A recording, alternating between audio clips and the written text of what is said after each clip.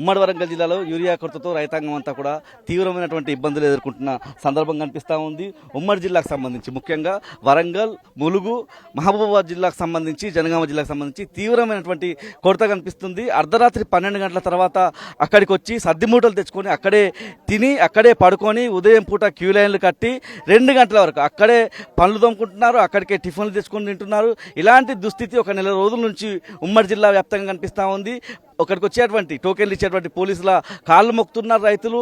నిన్న ములుగు జిల్లాకు సంబంధించి అక్కడ ఉన్నటువంటి జిల్లా కలెక్టర్ కాళ్ళు కూడా ఒక రైతు మొక్కినటువంటి దుస్థితి కనిపిస్తూ ఉంది. పర్వతగిరి మండలం ఏబీ తండాకు సంబంధించిన బాలునాయక్ అనే రైతు తన పత్తి చేను మొత్తం పీకేసినటువంటి పరిస్థితి. మహబూబాబాద్ ఎమ్మెల్యే క్యాంపు కార్యాలయం సంబంధించి అక్కడ ముట్టడించిన రైతులు ఆ క్యాంపు కార్యాలయంలో ఎమ్మెల్యే ఉన్నప్పటికీ గేటు దాటి బయటకు వచ్చి కనీసం ఆ రైతులకు సర్ది చెప్పనటువంటి దుస్థితి కనిపిస్తూ ఉంది. మనతో పాటు మాట్లాడడానికి దయాకర్రావు గారు ఉన్నారు. ఇక్కడ ఉన్నటువంటి రైతును పరామర్శించారు. సార్, ఉమ్మడి జిల్లా వ్యాప్తంగా ఇదే పరిస్థితి కనిపిస్తూ ఉంది. ప్రకటనలకేమో సరిపడినంత యూరియా ఉందని చెప్తున్నారు. ఎట్లా చూస్తున్నారు సార్ క్షేత్రస్థాయిలో తిరుగుతుంటారు? ఘోరమైన పరిస్థితి అంతటా తెలంగాణ రాష్ట్రంలో మొత్తం ఎరువుల కొరత ఉన్నది.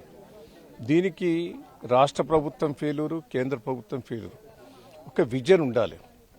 మేమేం చేసేది, మంత్రుల టీం తోలిచ్చారు ఢిల్లీకి ఒక సంవత్సరం ముందే.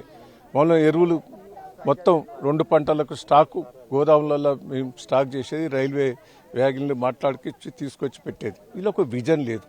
ఇవాళ రైతులు ఆవేదన చెప్తాంటే ఇప్పుడు ఉరికి తెస్తే అవి ఎప్పుడు తెస్తావు, ఎప్పుడు పెడతావు, అది అడ్వాన్స్ తెప్పించి పెట్టుకోవాలి. ఇప్పటికే ఇప్పుడు ఏంది, రైతు వర్షాలు పడ్డాయి, వర్షాలు పడ్డతోటే యూరియా వేయాలి.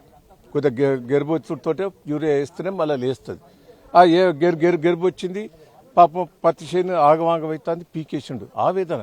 నేను రాత్రి ఫోన్ చేసి ధైర్యం చెప్పా, ప్రయత్నం చేస్తే మీరు వస్తేనే నేను ఉంటా, లేకపోతే విషయం దాకి చస్తా అని ఒకటే మొత్తుకున్నాడు. వీడికి వచ్చి ధైర్యం చెప్పాను. వీడికి వచ్చినాక రైతులంతా చెప్తున్నారు ఆవేదన. నెల రోజుల బట్టి తిరుగుతాడు. 10 ఎకరాల పత్తి వేసిండు, 2 బస్తాలు వచ్చినాయి. ఆయనకు 40 బస్తాలు కావాలి. ఏం చేస్తాడు చెప్పండి? ఏడ్చి మొత్తుకుంటాడు.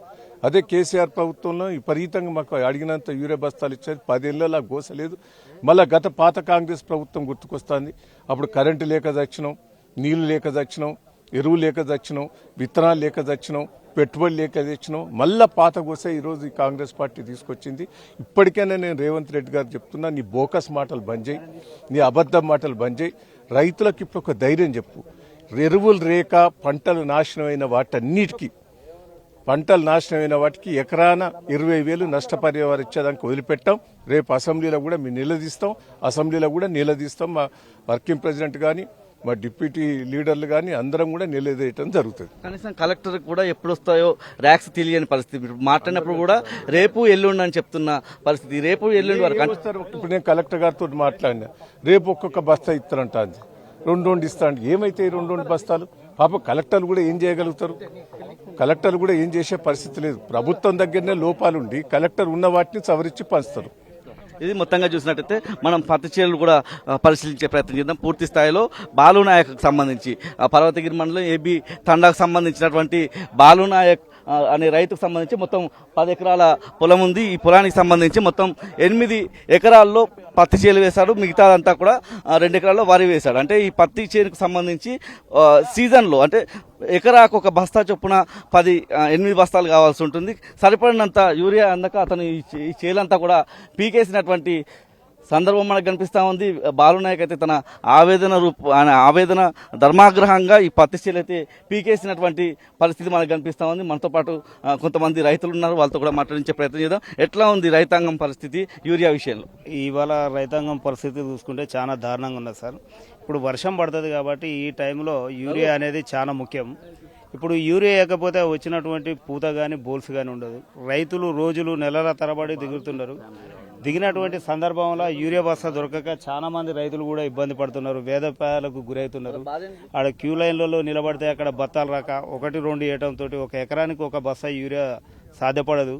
అందులో ఆ క్రమంలో ఈ ఒక్క రైతు బాలుదే కాదు, ప్రతి సమస్య ఎట్లనే ఉన్నది. రాగి వైరస్ అంటుకుంది. యూరియా కొరతతోటి పత్తి చేనులలో కూడా రాగి ఎరుపు రంగును పూత నిలబడకపోవడం జరుగుతుంది సార్. ఇప్పుడు రైతులది అందరిది కూడా ఇదే సమస్య ఉన్నది సార్.